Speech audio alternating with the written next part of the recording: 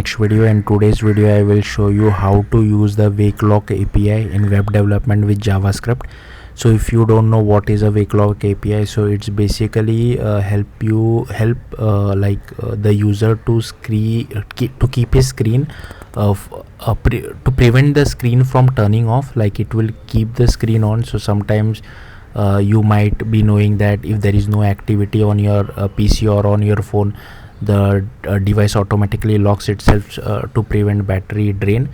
And would be, suppose you are not watching a video, but like when you are playing a video, the wake lock screen is turned on automatically by the browser or by the app with the help of OS.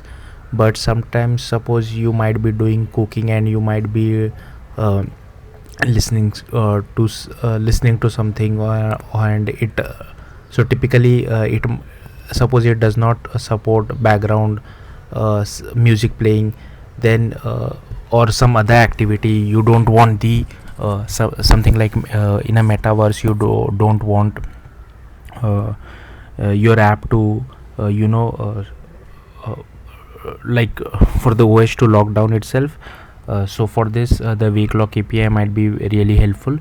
So all here you can see, so I have just tested it on Mac.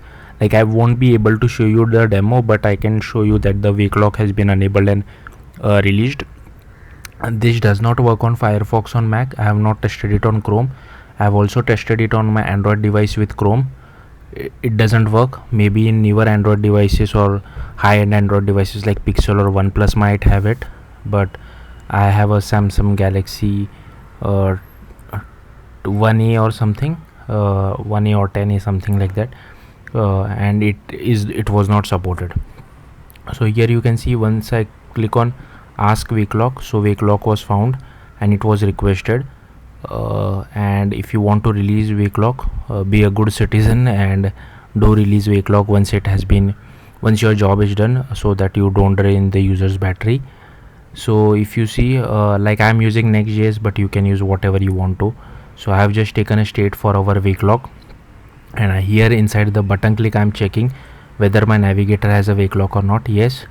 Then I'm requesting for it. Like there is no special permission as such, like I am directly assigning it to my wake lock. And if there is an error, I'm just logging it to the console.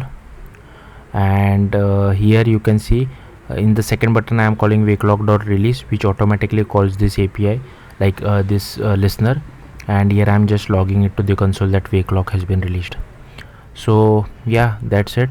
Thank you for watching. Bye.